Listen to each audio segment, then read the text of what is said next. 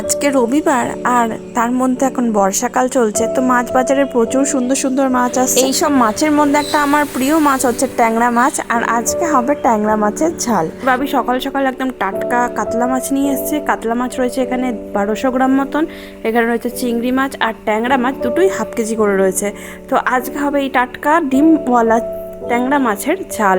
বর্ষাকাল যেহেতু ট্যাংরা মাছ অ্যাভেলেবেল মার্কেটে, আর অবশ্যই সেগুলোর পেটের মধ্যে আবার ডিমও হচ্ছে।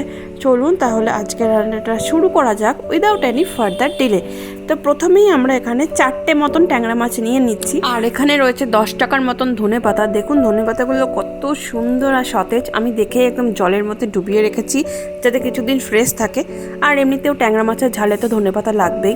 মাছগুলোকে প্রথমে ভালো করে ধুয়ে পরিষ্কার করে নুন হলুদ মাখিয়ে গরম তেলে ভাজা হবে। এখানে কড়াইতে তেল গরম করতে দেওয়া হয়েছে, পাশে রয়েছে আমাদের ভাতও বসিয়ে দেওয়া হয়েছে। এখন মাছগুলোকে ভালো করে নুন হলুদ মাখিয়ে ভেজে নেওয়ার পালা। এই তো আমরা সবাই জানি ট্যাংরা মাছ ভীষণ পরিমাণে ফোটে, তাই জন্য সব সময়তে মাছ ভাজার সময়তে তেলের মধ্যে একটুখানি নুন ছিটিয়ে দেবেন প্রথমে, তাহলেই দেখবেন একটু হলেও কম ফুটবে। আর না হলে ঢাকা দিয়েও ভাজতে পারেন, একটু সাবধানে সতর্কভাবে আর কি ভাজতে হবে।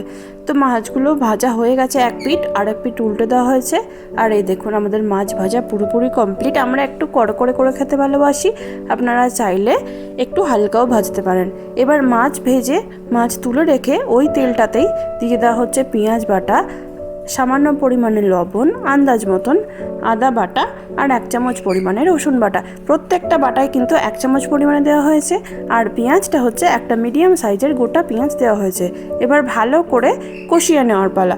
পেঁয়াজ আদা রসুন বাটা একটুখানি নেড়ে চেড়ে নিয়ে রেগুলারের মশলাগুলো অ্যাড করে দেবো। 1 চামচ পরিমাণ হলুদ গুঁড়ো, 1 চামচ পরিমাণ লঙ্কা গুঁড়ো। ঝালটা আপনারা নিজেদের মতন দেবেন, আমরা এখানে আর কাঁচা লঙ্কা ইউজ করব না। 1 চামচে দিলাম 1 চামচ পরিমাণ ধনে গুঁড়ো এবং 1 চামচ পরিমাণে জিরের গুঁড়ো।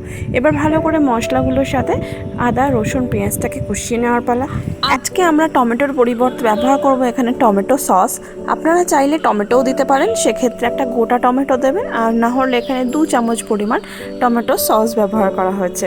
মশলা কষাতে কষাতে দেখুন মশলা থেকে তেল বেরোতে শুরু করেছে, আর এই সময়তে আমরা দিয়ে দেবো এখানে 1.5 বাটি পরিমাণ জল। এটা একটা ছোট্ট বাটি, চাটনির বাটি যেরকম হয় সেরকম, মানে সোজা কথায় ছোট কাপের 1 কাপ পরিমাণ জল দেওয়া হয়েছে। সামান্য একটুখানি দেওয়া হলো গরম মশলা। এখন ভালো করে কিছুক্ষণ ফুটতে দেব, তারপরে ভেজে রাখা মাছগুলোকে এখানে একটা একটা করে অ্যাড করে দেব। এখানে 4টের মতন ট্যাংরা মাছ আছে আজকে ভাজা, তো 4টে মাছেরই এটা ঝাল করা হচ্ছে। আর এই ঝালের কনসিস্টেন্সিটা না, মানে গ্রেভির কনসিস্টেন্সিটা আপনারা নিজেদের মতন রাখবেন। আমরা যেহেতু ভাত দিয়ে মেখে খাবো, তাই আমরা একটু বেশি পরিমাণে রাখছি গ্রেভিটা। আপনারা চাইলে আরও একটু ড্রাই করে নিতে পারেন। আর এটা আবার ফ্রাইড রাইসের সাথেও কিন্তু খেতে খুব ভালো লাগে, আর অ্যাট দ্য সেম টাইম পোলাওয়ের সাথেও ভালো লাগে। মানে আমার তো আর খুবই ভালো লাগে। তো মাছ দেওয়া হয়ে গেছে, কিছুক্ষণ ফোটানোও হয়ে গেছে, রান্না অলমোস্ট রেডি। জাস্ট ওপর থেকে দিয়ে দেওয়া হবে একটুখানি ধনেপাতা কুচি, আর একদম টাটকা ধনেপাতা আজকে আনা হয়েছে, সেই ধনেপাতাটাই দেওয়া হলো। ব্যাস, এরপরে গ্যাস অফ করে ঢাকা দিয়ে রেখে দেবো, যাতে করে ধনেপাতার ফ্লেভারটা আবার উবে না যায়। আর তারপরে গরম গরম নামিয়ে পরিবেশন করুন ভাত, পোলাও বা ফ্রাইড রাইসের সাথে। গরম গরম বর্ষায় ডিম ভরা ট্যাংরা মাছের ঝাল। আজ এই পর্যন্তই, সবাই খুব ভালো থাকবেন। দেখা হবে আবার একটা নতুন কোনো রেসিপি নিয়ে।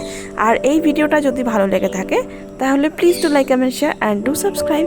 আজকে আমাদের লাঞ্চ মেনুতে আছে ভাত, উচ্ছে কুমড়ো ভাজা, ট্যাংরা মাছের ঝাল, আর এখন যেহেতু আমের সময় তাই অবশ্যই আম, আর এখানে রয়েছে একটুখানি ছাঁচ দই দিয়ে। চলুন তাহলে খাওয়াটা আমি এনজয় করি, আর আপনারা ততক্ষণে সাবস্ক্রাইব করে দিন, আর ফেসবুক থেকে দেখলে ভিডিওটা ফলো করে দেবেন। Thanks for watching. Okay, by.